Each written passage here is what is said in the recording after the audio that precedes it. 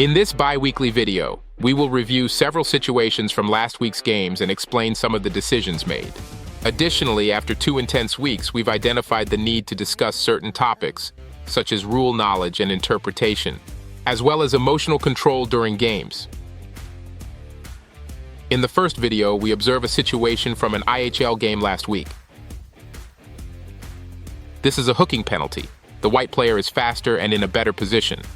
The red player on the right fails to close off the path to the net in time and uses his stick from behind to impede the white player's goal-scoring opportunity. Situations in front of the net, where a player is in a scoring position, are far more sensitive than open ice situations.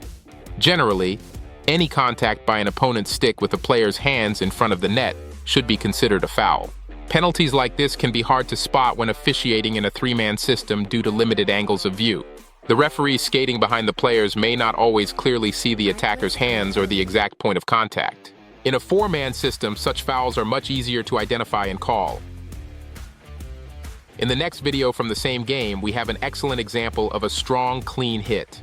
The red player comes in at high speed and delivers a hit to a player in possession of the puck. The red player's hit does not involve upward elevation of his body, which could compromise player safety. Following such situations, it's common for scrums to occur, as we see here. A white teammate approaches the red player and initiates a scrum, resulting in a 2-minute penalty for roughing. In such cases, communication is key. It's recommended that the referee explain to the benches what happened and clarify that, despite its appearance, the hit was clean. This situation was far from the benches, allowing the referee to maintain an optimal position, making the decision easier to defend.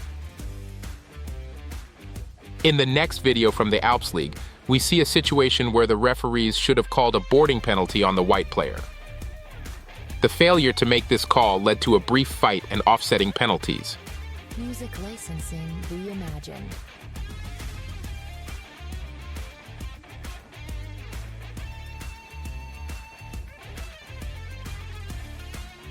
Although the force of the hit wasn't severe and the contact was to the body, which in itself isn't a foul, the issue lies in the white player's actions.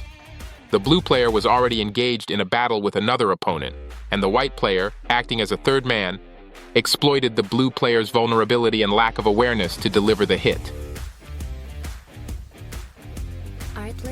In the following situation from the same game, we see a slashing penalty by a white player and inappropriate behavior that followed. The incident occurred quickly, but in the slow-motion replay, we see the white player slash the blue player, breaking his stick. This is slashing. After the play was stopped, the white player, who is also the team captain, approaches the head referee to protest the call. Here we observe 2 excellent actions. First, the referee avoids confrontation with the aggravated player, not seeking an opportunity to assess an additional penalty. Second, the linesman does a great job of redirecting the player to the penalty box. Such behavior is unwelcome on the ice. Players who are penalized should proceed directly to the penalty box. Protests or inappropriate conduct risk additional 2-minute penalties. In this case, the referees refrained from giving an additional penalty, as it was the first emotional outburst of the game. This decision proved effective as the match continued calmly afterward. Music licensing. In this video, we see an obvious interference call. These types of penalties must always be called. Let's clarify. A player who does not have possession of the puck is not subject to a body check. Here, we see a yellow player, although first to the puck, decide to ignore it and hit the red player instead. The yellow player lowers his body into the red player's legs, delivering a hit that the red player wasn't expecting. This is a clear example of using physical play not to separate the opponent from the puck, but to separate the player from the game. We'll end this video by discussing rules and emotional management. It's understandable, and in players' DNA, to want to win every game at all costs. As this reflects respect for the game itself, these videos aim to clarify key situations for players and audiences, highlighting the diversity and complexity of crucial decisions. Finally, we want to emphasize a few rules that players, coaches, and audiences often misunderstand. The most recent is the use of neck guards. All players, regardless of age, must wear a neck guard.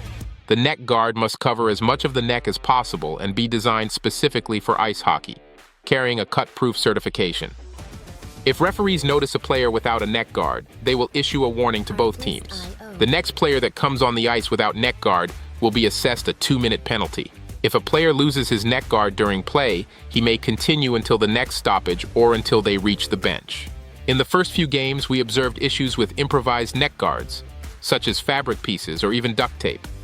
Such improvisations are unacceptable and will not be permitted.